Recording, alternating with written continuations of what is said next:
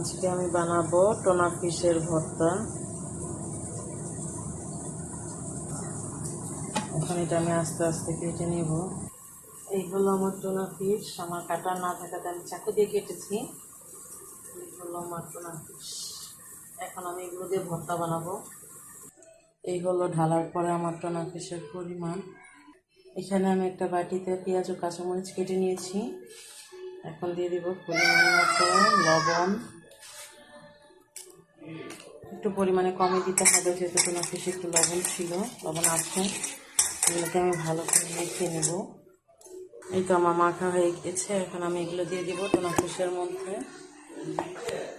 এখন এগুলো আমি ভালো করে মেখে নিব। আজকে আমার লেবু ছিল না, লেবু দিলে এটার টেস্ট অনেক ভালো আসে। লেবু না থাকাতে আমার লেবু ছাড়াই আমি বানালাম। আপনারা চাইলে লেবু দিয়ে নিতে পারেন। এই তো হয়ে গেল আমার টোনা ফিশের ভর্তা।